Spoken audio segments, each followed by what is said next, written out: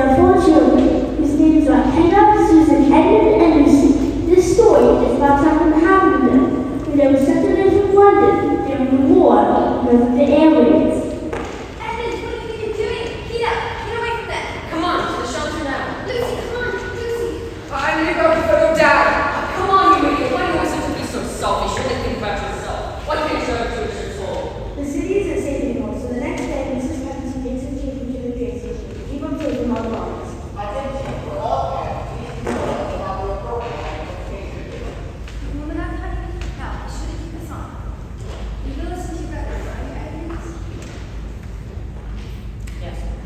The war went over. Dad would be here. And Dad would have to go. Dad wasn't fighting, the war would be over and we wouldn't have to go. Look out for the others. You be a good girl, Susan. Now, off you go. Come on, we've got to stay together now. Everything's gonna be alright. Bye, Mom. We'll miss you. Bye, my girl. Josie was sent to the house of an old professor who lived in the harbor country, 10 miles from the nearest train station and 2 miles from the nearest post office. The professor had no husband, and she lived in a very large house with a lot of people called Mrs. McCready and 3 servants. Their names were Ivy, Margaret, and Betty. They did not come to the store much. The professor knew we were coming. How have we been in Curfew Lake? Mrs. McCready? I'm afraid so. Is that it didn't have to be right? No, it's just us. Small things. The professor is at Aslan and children. And as such, there are few things called. There are no orphan, no hobbies or dummies, no such as historical artifacts, and above all, there shall be no disturbing of the professor.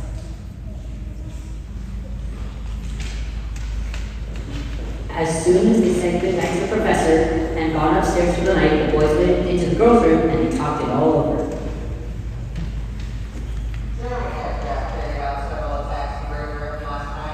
These sheets feel scratchy.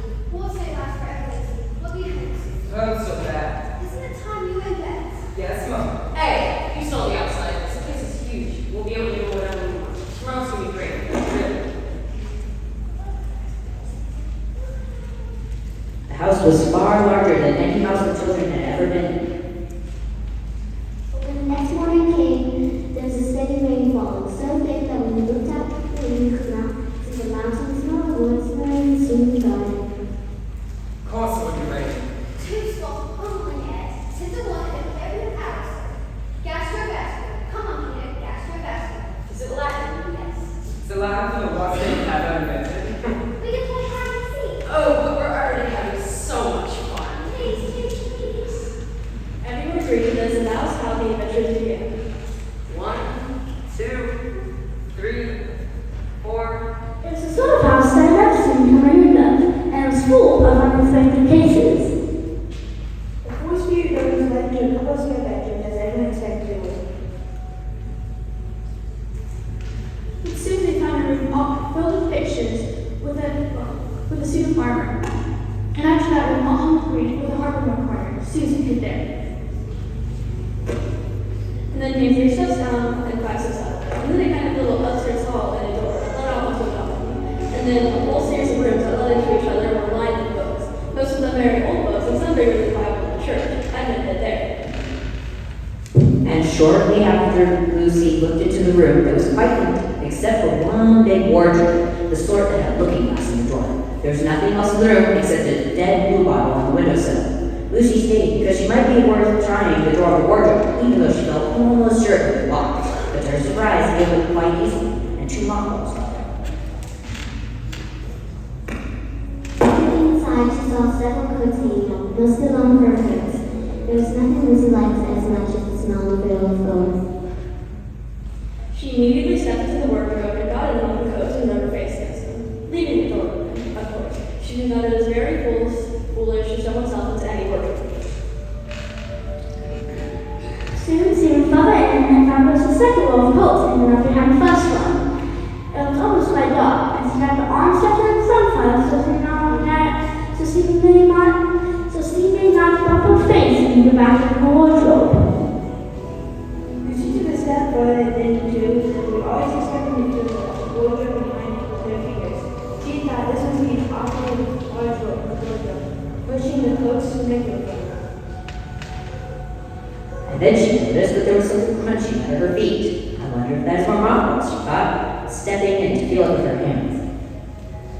But instead of feeling the hard, smooth wood of the floor of the wardrobe, she felt something very soft and powdery and extremely cold.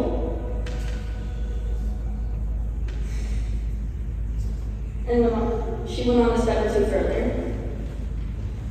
The next moment, she found that she was rubbing her face and hands was no longer soft fur, but something hard and rough and prickly. Something cold and soft was falling on her, and Lucy felt a little frightened. But she was very inquisitive and excited as well. So she looked over her shoulder and there, between the dark tree trunks. She could still see the open doorway of the wardrobe, and even catch a glimpse of the empty room where she had set out. She began to walk forward, crunch, crunch over the snow. To the end of the wardrobe. There was a lamppost. As she stood looking at it, wondering why it was there in the middle of the wood and wondering what to do next, she heard a pitter-patter of feet coming towards her. And soon after that, a very strange person stepped out from among the trees and into the light of the lamppost. He was almost frightened. He was only a little taller than Lucy herself. And over his head, he carried a long white of snow. From the waist upwards, he looked like a man, but his legs was like goats, and instead of feet, he had goat hooves. He also had a door. Lucy did not have a sad place because he had a umbrella caught on his head to keep it dry from the snow. He had a red woolen muffler around his neck, and his skin was rather reddish too. He had a strange but pleasant face of sort, with pointed beard and curly hair. Now the hair stuck two horns, one on each side of his forehead. He was a fawn, and when he saw Lucy, he gave such a start of surprise that he dropped all his parcels.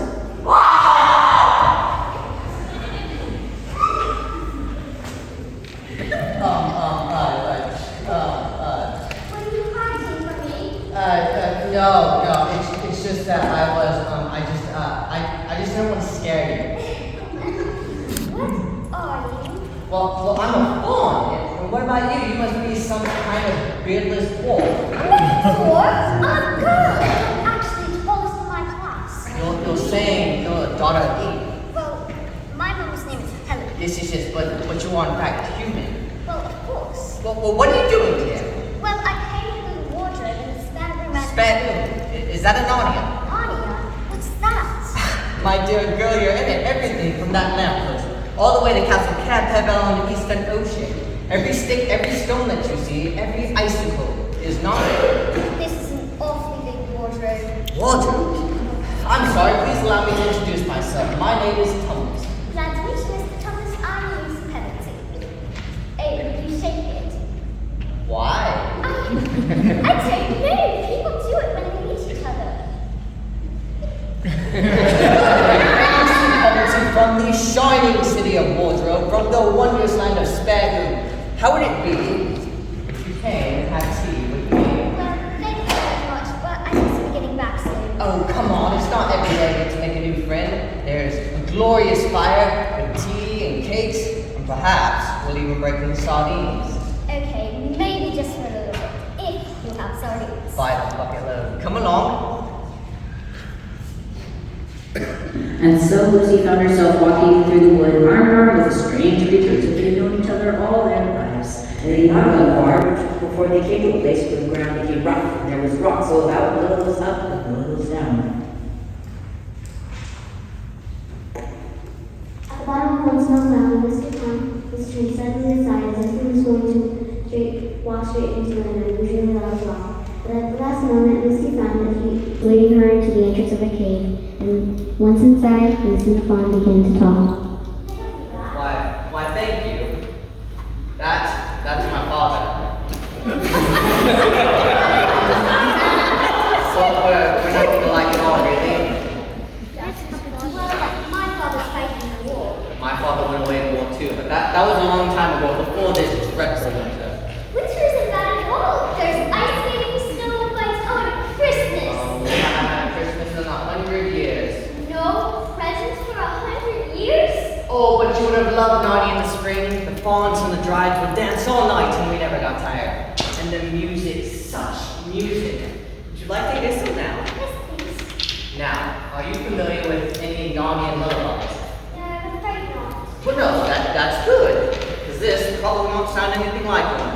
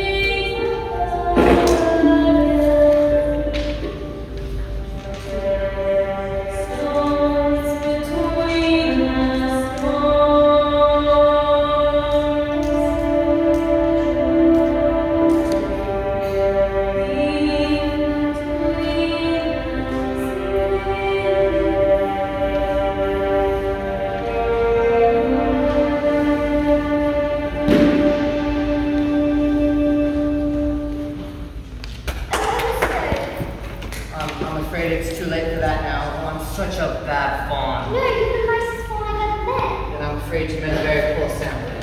So you're very sorry and I'll never do it again. It's not something I have done, Lucy. It's something I'm doing. What are you doing? I'm kidnapping you. It's the white witch, the one who makes the always witch and every Christmas. She gave me orders that if I was to ever come across the son of Adam or daughter of Eve, I was to take it over to her. But I thought you were my friend. And if I don't, she's gonna have my beard plucked out, and my tail cut off, and my horns sawn off, and turn my beautiful clothed hooves into solid, wretched hooves like those of the horses. And if she's especially angry, she'll turn me into stone, and I shall be only a fawn in our horrible, horrible house. I'm very sorry. Please, let me go. Oh, of course I will, of course. I've got to. I see that now. I hadn't known what a human was like until I met you. Of course I will. I can't give you to white witch now that I know you.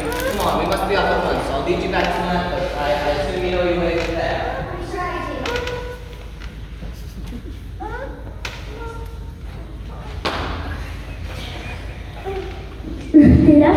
They got up and left the tea things on the table. And once more, Mr. Tumnus put his umbrella over his head and gave his arm to Lucy, and they went out into the snow. The journey back was not at all like the journey to the Fawn's Cave, and they stole along as quietly as they could, without speaking a word. Mr. Tumnus kept to the darkest of places. Lucy was relieved when they reached the lamppost again. Do you know your way from here, daughter of Eve? Yes, I can see the water pool. Well, then be off at once. You can. Can you ever forgive me for what I meant to do to you? Well, of course I can. And I do if you don't think there's any dreadful trouble on my path. No matter what happens to you, I am glad to have met you. You made me feel warm like I felt in 100 years. Well, daughter of Eve, then perhaps I can keep the handkerchief. Lucy handed Mr. Tumnus the handkerchief and ran off towards the far-off patch of daylight as quickly as her legs could carry her, till she found herself jumping back into the wardrobe from which the whole adventure had started. It was still raining, and she could hear the voices of the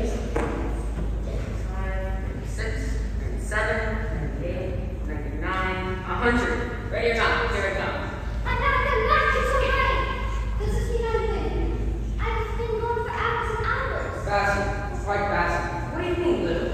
What I said, it was just after breakfast and I went into the wardrobe. And I had tea and I'd been up for hours. Don't be silly, Lucy. We've only came over this moment ago. You wouldn't have been. She's not being silly at all. She's just making up a story for fun, aren't you?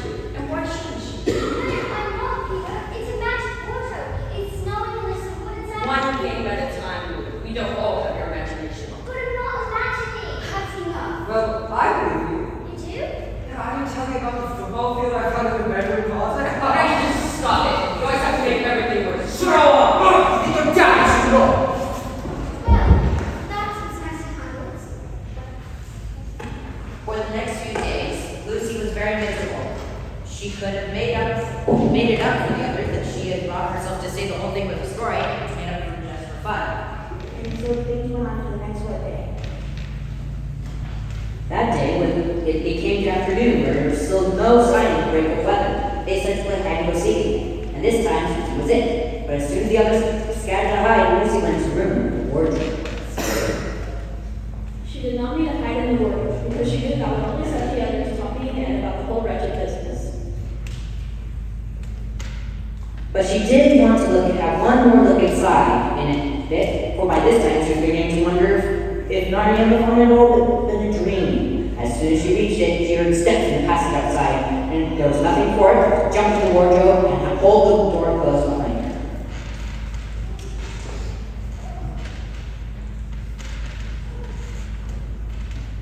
She did not shut it properly, for she knew it was very silly to shut oneself inside a wardrobe, even if it's not a magic wand. Edmund came into the room just in time to see Lucy vanish into the wardrobe.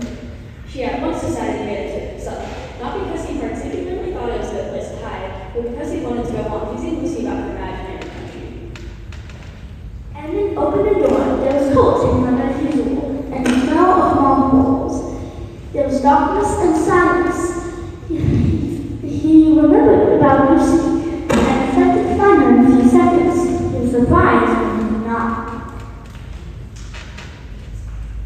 He decided to open the door again and let in some light, when he noticed that it was unexpectedly cold. He forgot all about Lucy and went in towards the light, which he thought was the open door of the wardrobe. But instead of finding himself stepping out into the spare room, he found himself stepping out of the thick fir trees into a open place in the middle of the wood. Everything was perfectly still, as if he were the only living creature in the mansion. There was not even a robin or a squirrel living among the trees, and the wood stretched as far as he could see in every direction. He shivered. Edmund remembered how he'd been looking for Lucy, and also how unpleasant it had been for her about her imaginary contract. So now it turned out not to have been imaginary after all. Lucy? Lucy, I think I believe you now. What does it do, Rick? She won't let go of me. Is that how you address the Queen of Narnia? I'm sorry, I didn't know. Well, you shall know better afterwards. Wait! What is your name, son of Adam? Edmund, Your Majesty. How was it, Edmund, that you came to enter my domain? I came into the wardrobe following my sister. Your sisters? Well, how many are you? There's 4. Oh, Edmund, you look so cool. Come here and sit on my sledge. Now, would you like anything warm to drink? Sure. How did you do that? I can make anything that you'd like. Could you make me taller? I can make anything that you would like to eat. Tell your story.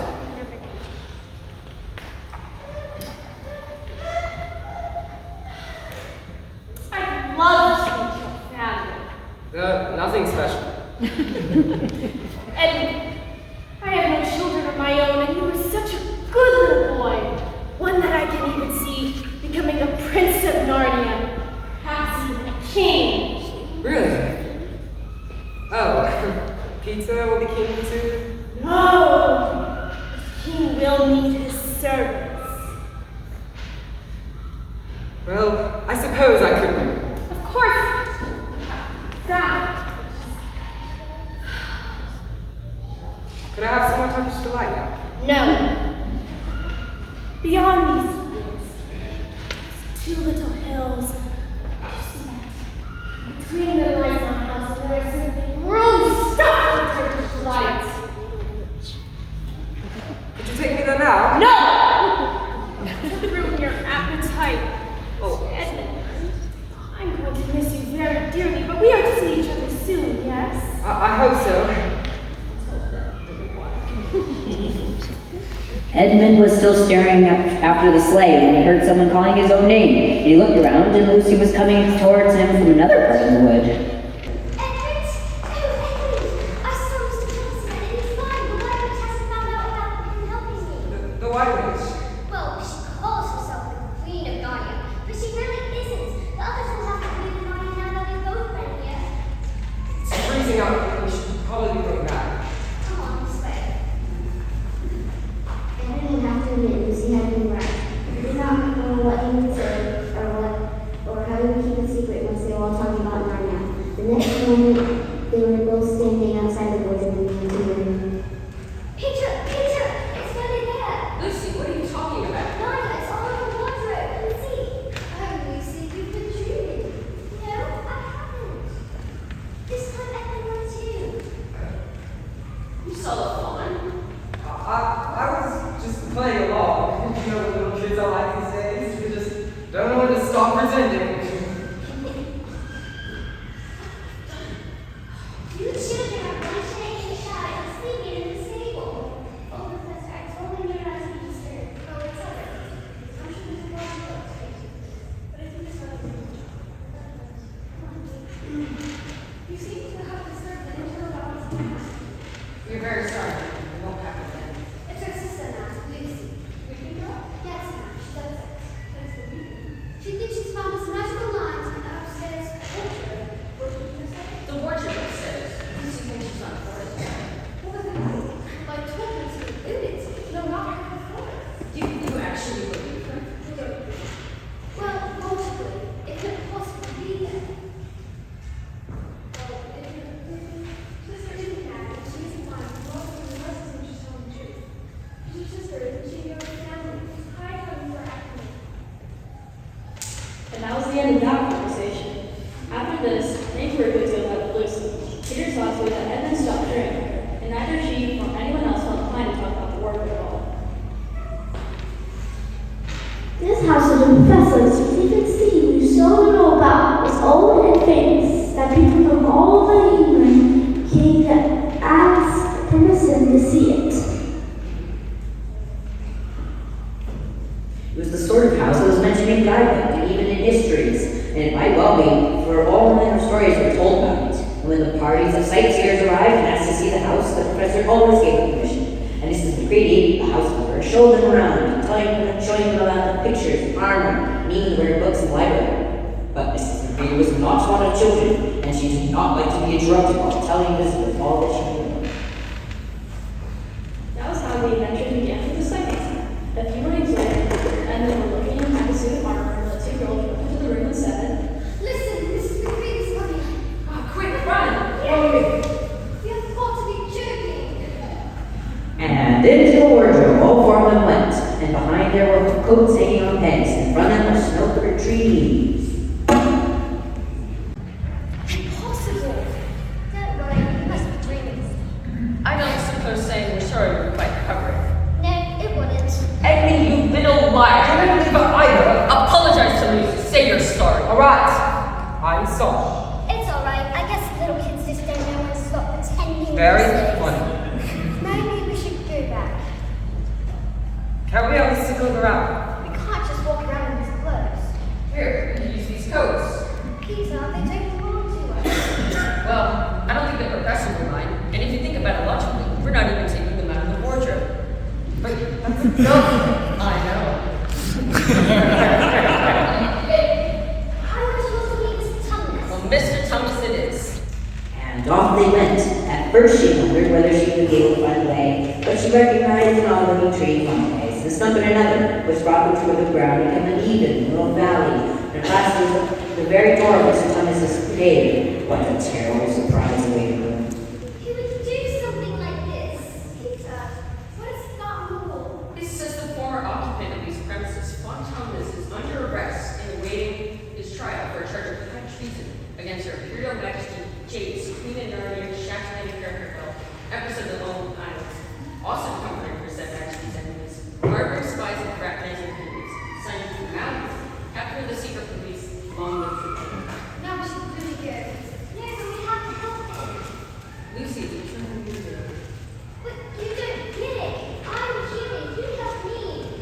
called Tumnus. These are the twins. Besides, she's a criminal. Don't worry, Lucy. We'll think of something. The doctor just us. You didn't get it, G. I didn't believe he needs us to follow him. What do you think, Leah? Well, we might as well try it. We followed along for about half an hour down the hills into the snow.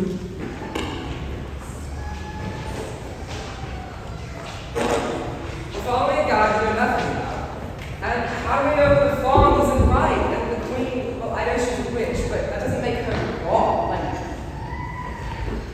It's because the fawn saved Lucy. He said he saved Lucy. We don't know anything for sure. The rabbit is flying away. Of course. There's something moving on among the trees over there to the left. It's a beaver. Oh, yes, this is that one. It's a talking beaver.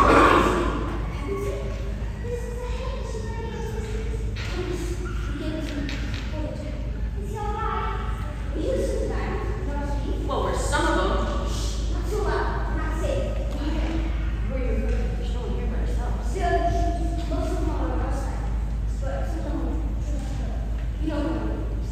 How do we know we can trust this beaver? Who says he lives in the fawn? Yes, we were just talking.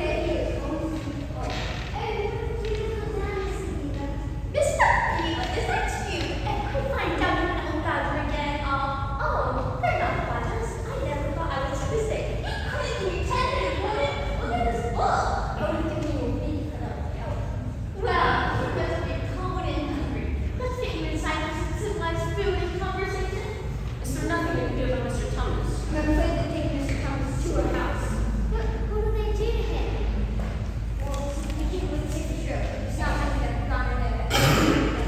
Statues, all full of statues. People are saying it is in the courtyard, in the hall, up the stairs. People choose turn. It's all too dreadful and it's all my house. I don't think the same thing you do. You've got no chance of coming to that house next world and everything up again. All we can do now is hope. Yeah, there's a local hope. Aslan, don't move. Who's Aslan? Aslan, you don't know, do you? Well, we haven't actually been here very long. He's only the king of the whole way. The true king of Narnia. He's you. For us, look, Tumnus is asking a secret place. What happened? Because of you. You're blaming us. Not blaming you, dear. Thank you. This is fine. When Adam fell from Adam's all evil will go down. You know, that is really wrong. I know, but you're missing the point. It's been long.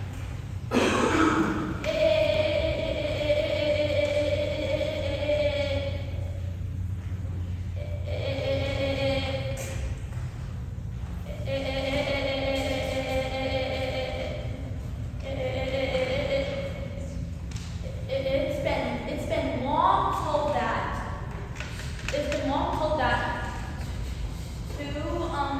told that. It's been long told that. Two sons of Adam and it's been long told that two sons of Adam and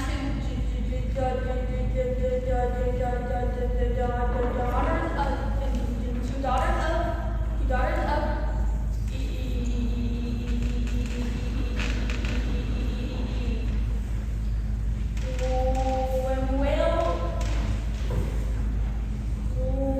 will appear to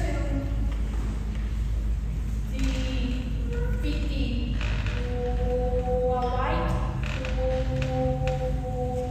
witch and her is for peace tonight. And you think we're the ones? Well, you better be. Adam doesn't think that's army. I think you've made a mistake. We're not bears. I think it's time to get back home. But what about Mr. Tumnus? There's nothing we can do, Lucy. Thank you for your hospitality.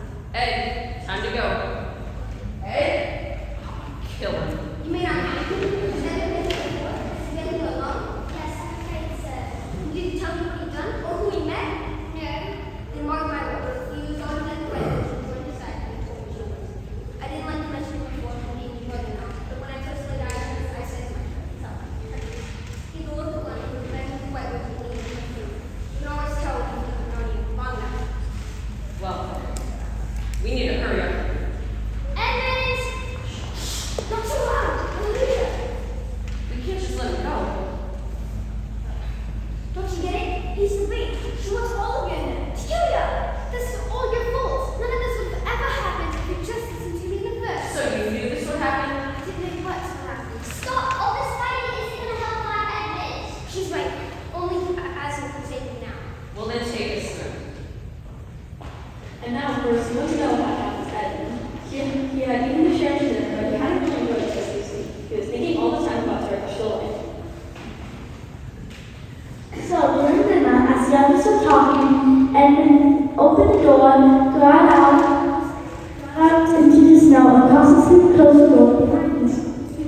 is delighted at the meeting prince, and laid out the key, and replied to the elf calm and peace.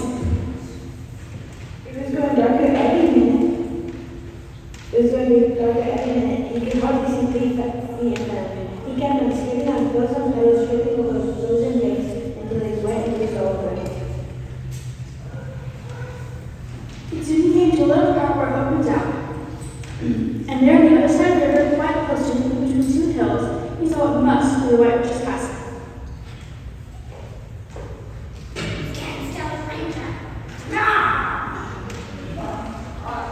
I'm so out at Her Majesty met in the wood the other day. I come to bring Her Majesty news that my brothers and sisters go to Narnia. Quite close, actually. At the Beavers down. My apologies for trying to favor the queen. Perhaps not so much. Wait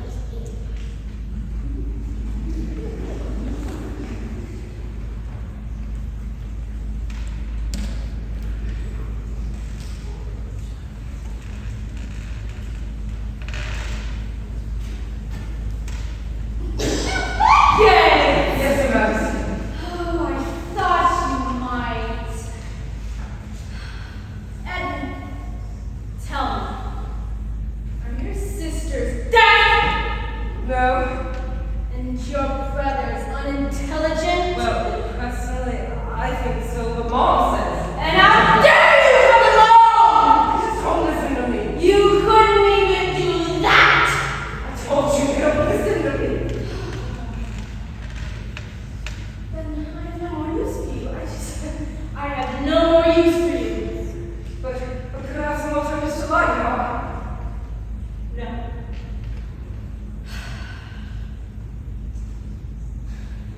I guess we're total loss then. You know what? I guess this way for your number. Oh, you know.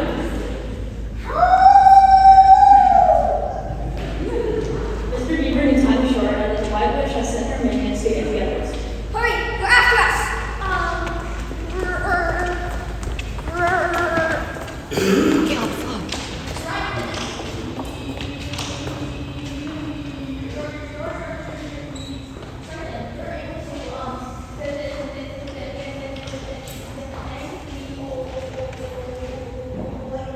The laundry and beavers.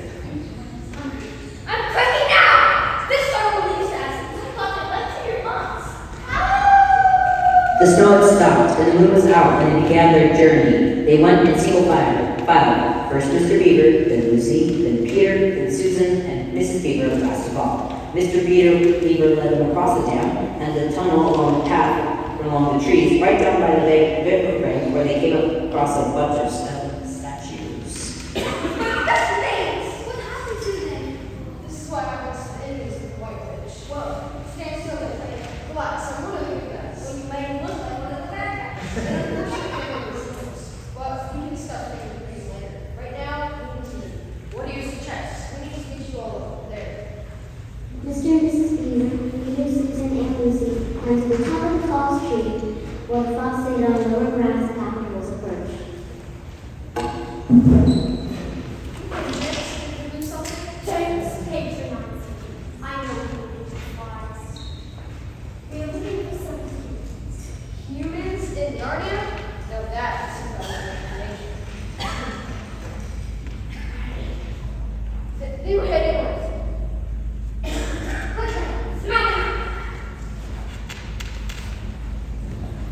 Oh, you look nice. I wish I could say their department was the right. What's the deal on that? What's the day of the year? I'm afraid that's all the time I have for healing. You're leaving. It's been a pleasure, my friends, but I've been asked by Aslan himself to get the more trees. You've seen him. What is he like? If our return will be a good help fighting our village. We are not planning to fight anyone. Surely, King Peter. We just want to get to our brother back. But time wasted that moving. In the dungeon of the White Witch's castle in chains lies Edmund. The food he is given is spoiled, and the drink in his cup is frozen. Are you going to eat that? Mr. Tumnus. You'll lose your pregnancy's brother. You have the same nose. How is she? Is she all right? Is she safe? I don't know. My nose tore that little damn apart, and your family was nowhere to be found. Where are they? I don't know. Then you are no longer of any use to me. Guard! Wait! I think they're down at the house of the Beavers. And when they're there, they said something about Aslan. I don't know. Where? The stranger's only been in Narnia a short time. He can't be expected to know anything. Guard, release the fawn. Do you know why you're here? I believe in a free Narnia. You're here because you in for sweets. Take him upstairs and ready my slave. Edmund misses his family. You drop words as the elders, the pregnancies of people sound all, before them as Narnia, vast, open, and wide. Now, as you say, Joseph will be right, so take it.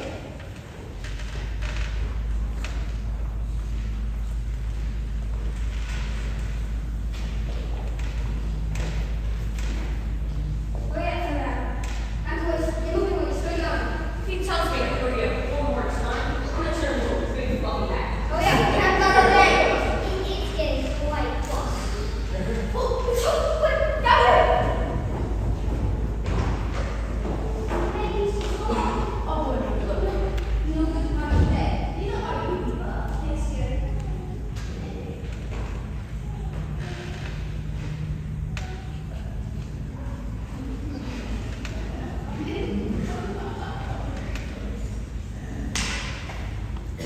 I hope we're good. Someone can see you.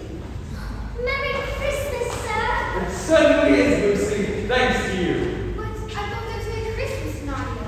There hasn't been for 100 years, but now the witch's power is from me. Presents! Yes, Lucy. These, daughter, these are for you. First, the juice of the firefly.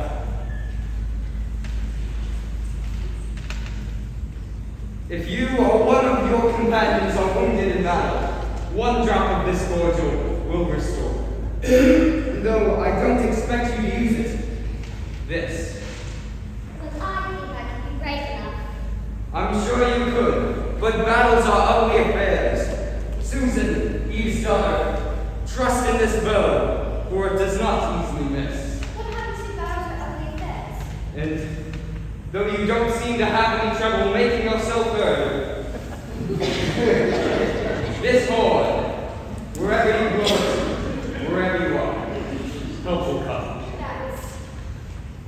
And here, these are tools, not toys. The time to use them may soon be at hand. Wield them well. Well, I best be off. Work does pile up when you've been gone for 1,000 years. All hail Aslan. Merry Christmas. So I think it was real. You heard what he said. Winter's almost over. You know what that means? No more peace. You want us to cross the river. Wait, maybe we should think about this. We don't have time. I was just trying to be realistic. No, you're trying to be smart, as usual. Wait, maybe I should go first. Maybe you should. If Mom knew what we were doing. Mom's not here. I know, wolves! Go, run! Don't worry about me. Let's go! Not that bad, boy. Find my bed.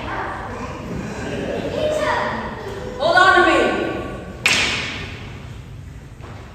He stabs his sword in the chest, breaking it apart. The peasants, they run away from the wolves, as the water becomes fluff, knocking the ice about. The peasants, they fall off, soon they make the sword. Peter has Lucy's coat in hand, no Lucy. What have you done? Lucy! Has anyone seen my cake? Your brother has a brother. And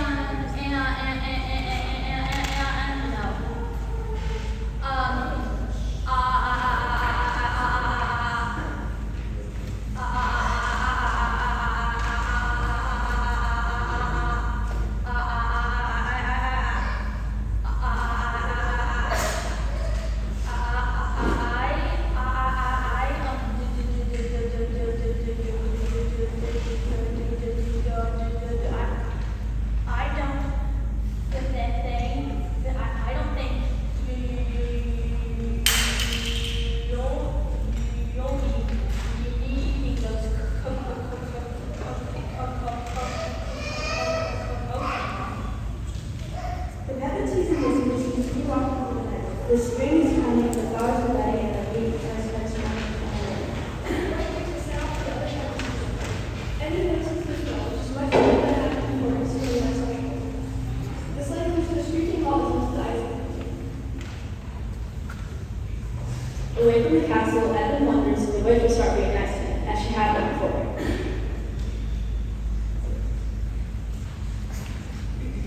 Please, Your Majesty, could I have some service to light now? Silence, fool! His head.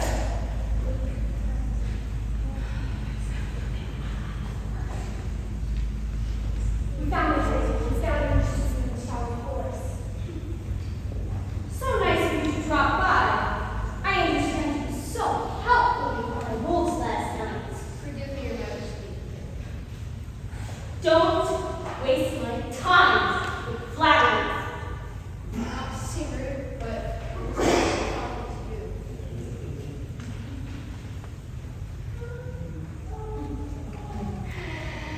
Where is Aslan? Answer me! Wait! The Beavers said something about a stone table and an army.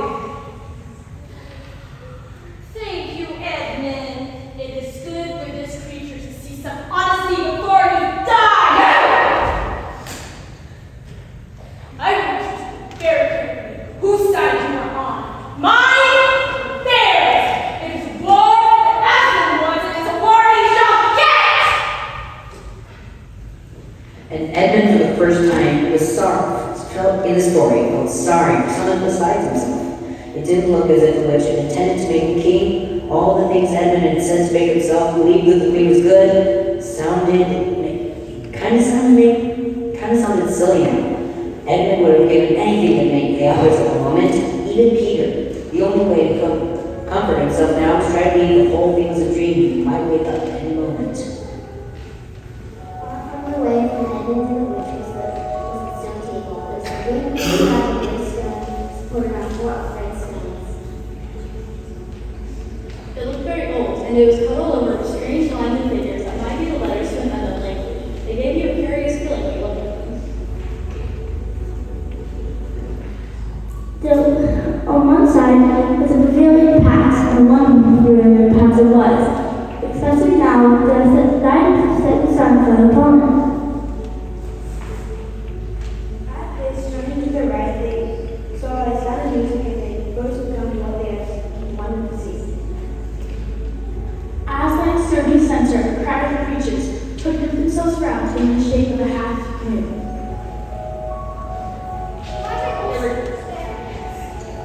There were tree women there, and baldwins, dryads and naiads with stringed instruments. It was they who had made the music. There were 4 great big centaurs with horsepower on them as well as such as English farm horses, and the man part was stern but beautiful giants. And there was also a unicorn, and a bull, and a head of a man, and a pelican, and an eagle, and a great dog. And next to Aslan stood 2 leopards, whom one carried the crown and the other who carried his crown. Why are they all staring at us? Maybe they think you look funny. Stop keep fussing with people who look close. We have come to see Aslan. Welcome, Peter and her son. Welcome, Susan and Lucy, daughters of Eve. Welcome, Beavers. You have my thanks. But where is the fort? That's why we're here. We had a little trouble on the way. Edmund's been captured by the White Witch.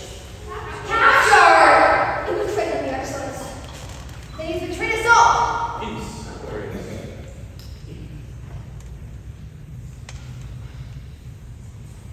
It's my fault, really. I was too hard on her. We all would. Sir, he's a brother. I know, dear. And that makes the betrayal all the worse. It may be harder than you think. Ladies, come minister to these daughters of Eve. Take them to the pavilion and let the feast be prepared. Son of Adam, come with me. I will show you the far-off sight of the beautiful. And Peter, son of John, went with the lion, and what they saw, a beautiful sight met their eyes. That is Caravel, of the 4 thrones on which you are to be high king. Though you doubt the prophecy. No, that's just it. I'm not who you think I am. Peter Pevensey, formerly of Finchley. Mr. Beaver told me you were planning on turning him into a hat. Peter, there's a deep magic that rules over all of Narnia. It defines right from wrong and helps us to fulfill our destinies, both yours and mine. I don't think I will be able. You were able to get your siblings here safely. Not all of them. Peter, now it is my turn to do what I must for Edmund. I too care for my family.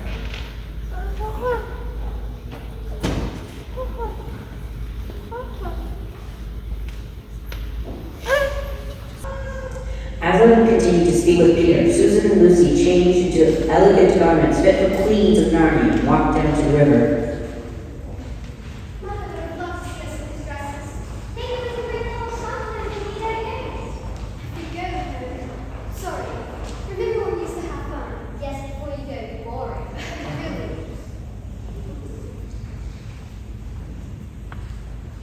Now, I'm very tired and very sleepy.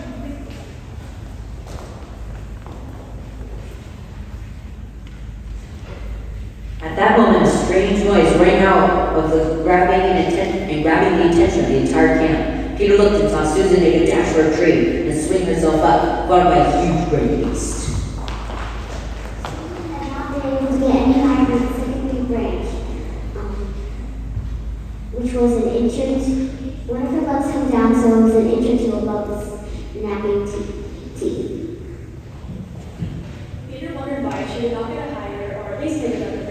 And he realized that she was just going to faint, and that if she had fainted, she would fall. He did not see. Then after a bit, Susan came down, and she and Peter felt pretty shaky when they met. And I will not say that there wasn't any crying and hugging on both sides. But in Narnia, no one thinks any worse than you for that. Quick! Quick!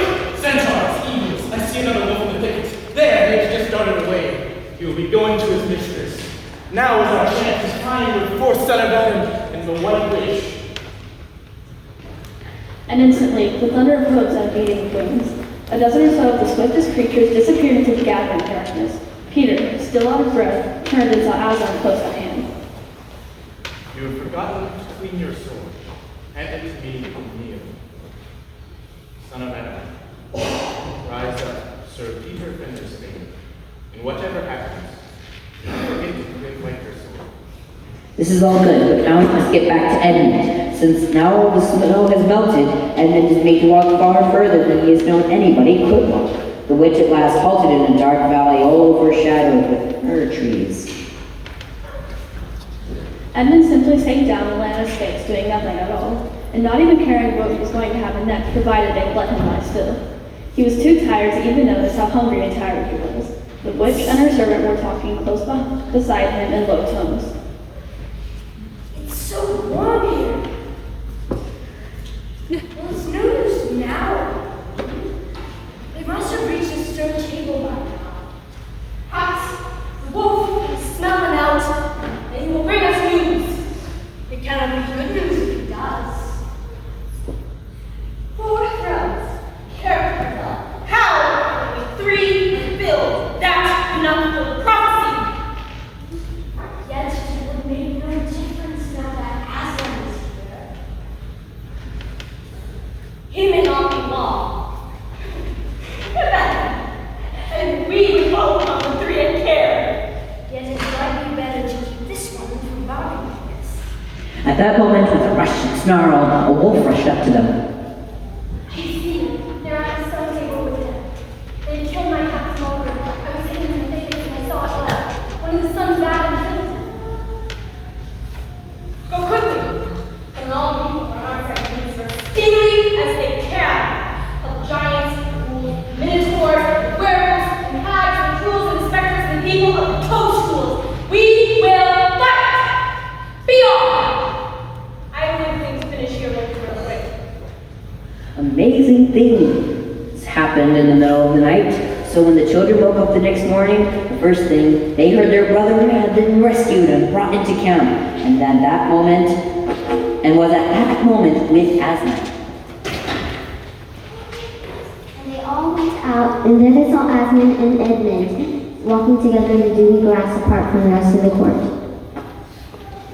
There's no need to tell you, and no one ever heard what Aslan was saying, but it was a conversation which Edmund would never forget. Edmund! What's done is done. There's no need to bring up the past, your brother. Edmund, how are you feeling? A little bit tired. Get some rest, and Edmund, please try not to wander off again. So, we're going home?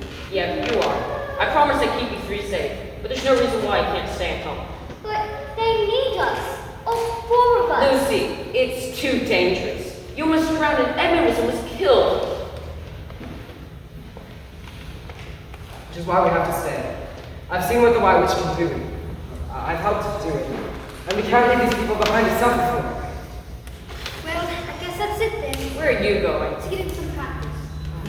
Come on, Ed. Sword and head up like the Ray showed us. Okay, better come quick. The White Witch has requested a meeting with Aslan. Just then, the White Witch and a few of the wolves stood before Aslan. The three children who had not seen her before felt shudders running down their backs at the sight of her face, and with low brows, one all made almost present, and those of bright sunshine, everybody felt suddenly cold. The only two people present seemed to be quite at their ease were Aslan and the witch herself.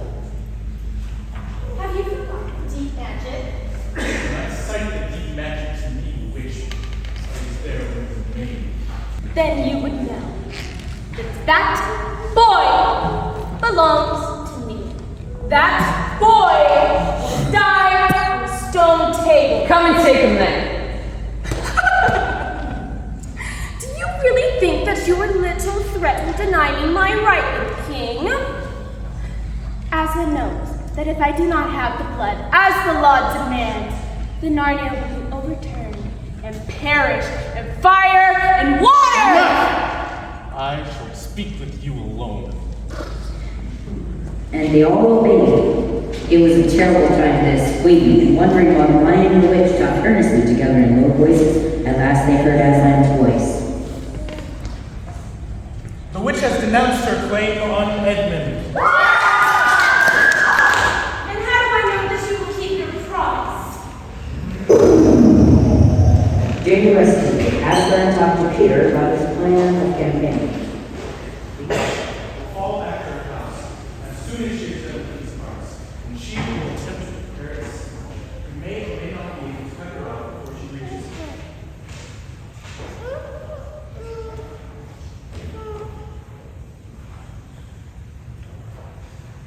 But you will be there yourself, Aslan. I can give you no promise.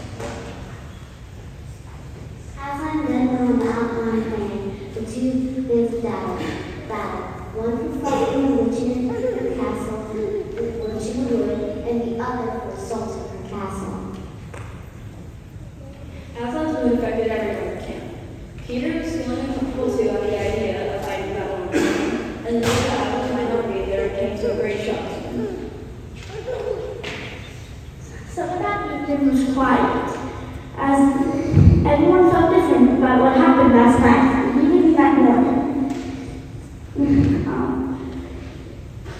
It was just as the good times were just begun was falling to the end. This really affected Susan that she couldn't go to bed when she was asleep. Can't sleep either. No, I have the most horrible feeling about that Aslan. Something dreadful that he's going to do, or something terrible that's going to happen. There's been something wrong with him all afternoon. Lucy, what is that he said about not being the battle with us? Do you think he could be still in waiting? Susan, go outside and have a look around. Maybe we'll see it there. On the far side of the camping ground, just where the trees began, we saw the lions somberly walking away from him in the wood.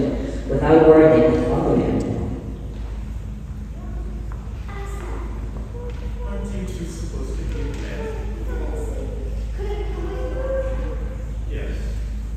I would be glad.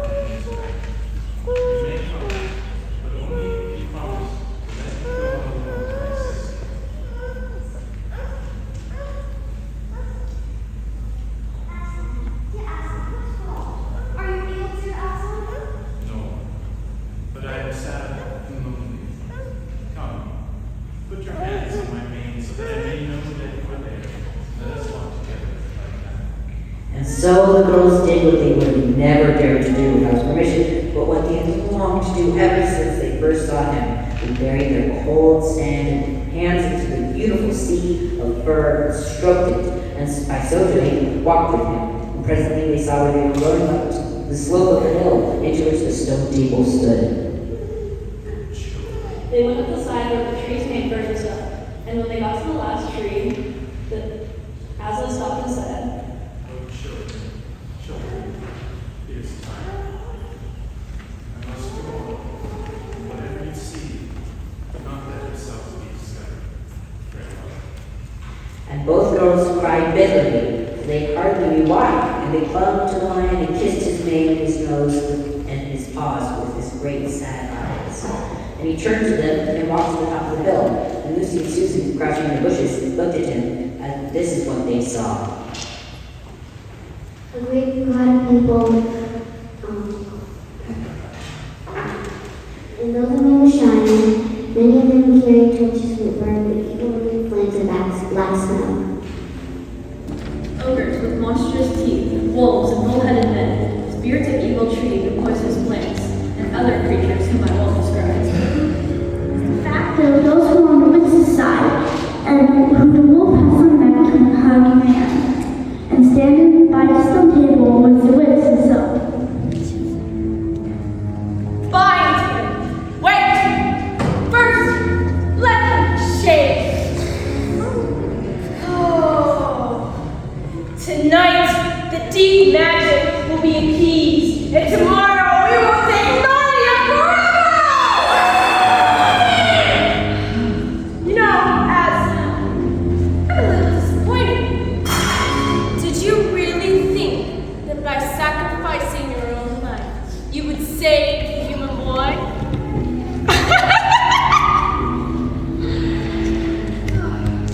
You are giving up your own life and saving nothing.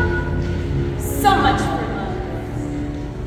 And in that knowledge, despair and die!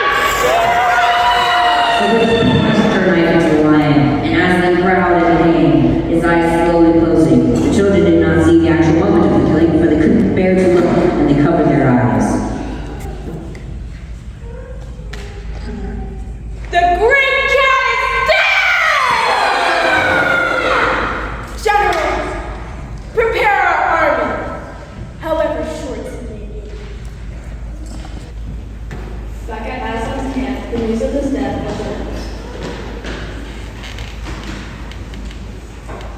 You're not my princess. I need to hear your news. It is true, he's gone.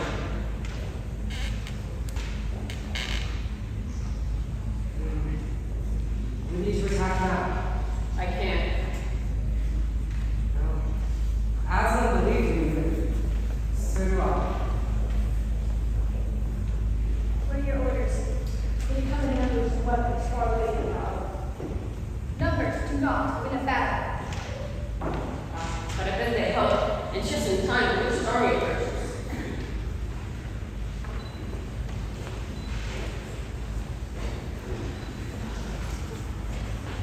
Kill them all. I took no interest in this. Are you with me? To the death! For Narnia and for Aslan.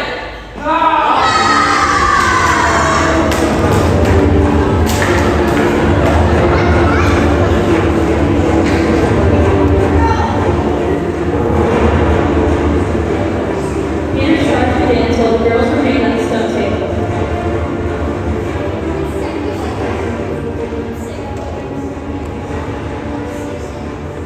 What have they done? Aslan! Aslan! We saw the witch tonight! Oh, but only if the witch knew the true meaning of sacrifice. Then I'm sure she might have interpreted the deep magic a little differently. For she would have known that if a willing victim who had committed no treachery died in a traitor's stead, then the stone table would crack, and death itself would begin to unwind. We sent the word out that you were dead. Kitty and Edmund would have gone to war. We have to help them. And we will. We have a long way to go and not much time to get there. Here, climb on my back, and you might want to cover your ears. Back at the battle Peter and Edmund and all of the rest of Aslan's army fighting desperately against the horrible creatures whom the witch had sent.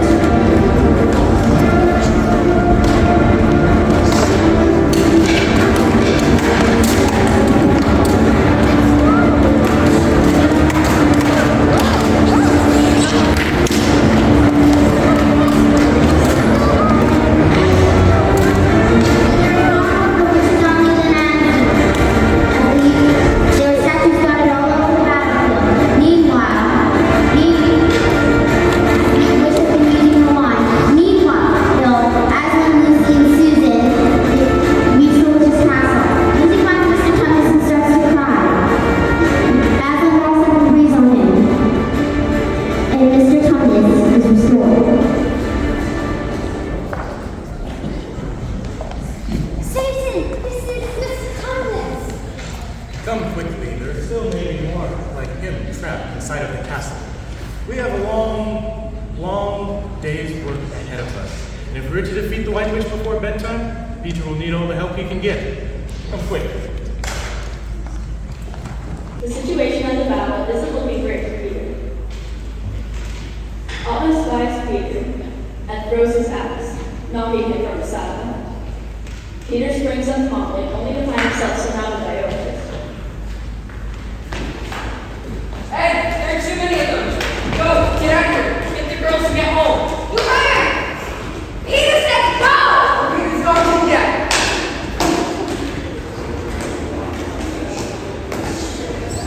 Ed starts to leave, and then sees the witch, and starts to go back.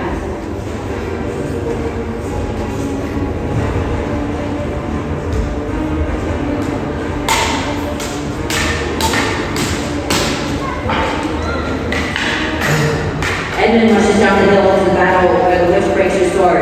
She stabs Edmund and the remainders on her wand. Edmund! Peter seems dreadful, and like two ways he goes to fight the White Witch. They both stop when he sees Aslan.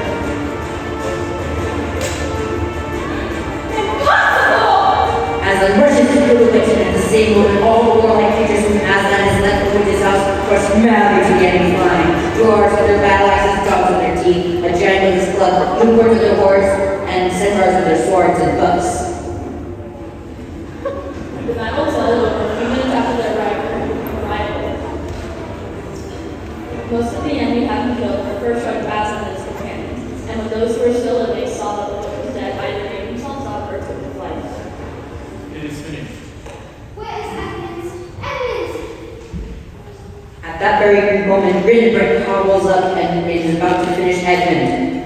So Susan he shoots an arrow, killing the dwarf, and then causing gas. He pulls out the and he stops moving momentarily before gas moves in. When are you ever gonna do as you're told? Lucy heals everyone with her magic drops, and all is right around them. A few days later, the Pevensey children and Aslan's army arrived in Cairport. The coronation of the Pevensies began.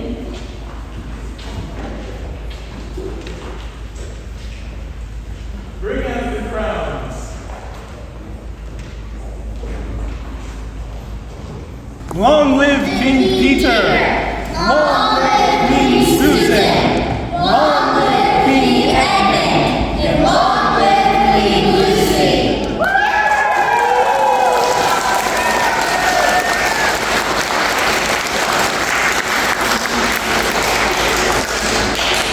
Don't worry, we'll see him again.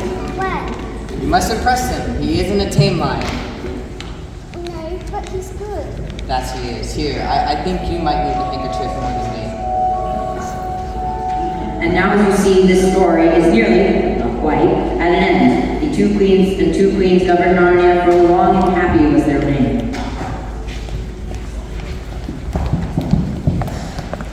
And they made many good laws, kept the peace, and saved the good trees, and for being unnecessarily cut down, and liberated the young dwarfs and young stayers who were being sent to school, and generally stopped busybodies and interferers, and encouraged ordinary people who want to live in that life.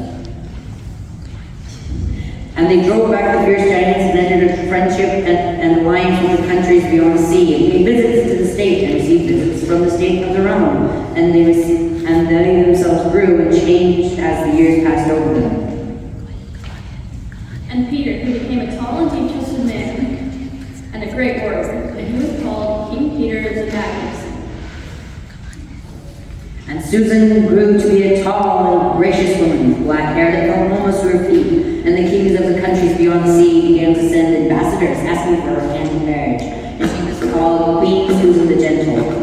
Edmund was braver and quieter man than Peter, with great counsel and judgment. He was called King Edmund the Just. But as for Lucy, she was always happy, and all those princes in those parts desired her to be their queen. And her own people call her Queen Lucy the Just. No, I mean the Valiant. So they lived in great joy, and they never remembered their life in this world. It was only as one remembers a dream. Come on, Ed. I'm just catching my breath. What did he say, Susan? I'll go get the stag myself. What is this?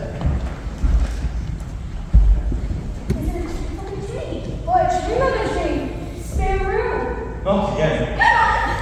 She's always running dogs. These aren't branches.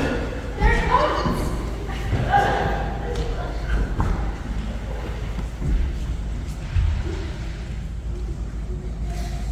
And the next moment they all came tumbling out of the wardrobe door into the empty room. And there were no longer kings and queens in their hunting array, but just Peter, Susan, Edmund, and Lucy in their old clothes.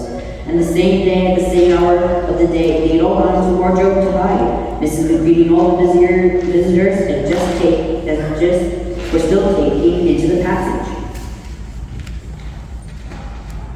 And that would have been the very end of the story if they had felt they must explain why to the professor why 4 of their Hotel's wardrobe were missing.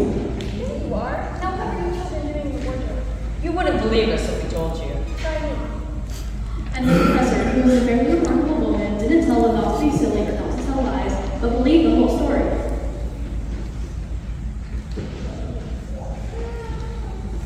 Well, the end of that. I expect so. Probably when you least expect it. Once a king in Narnia, always a king in Narnia. But don't try using the same route twice. Indeed, don't try to get there at all. It'll come when you're not looking for it, so keep your eyes open. And that was the very end of the Princess of the Wardrobe. But the professor was right, it was only the beginning.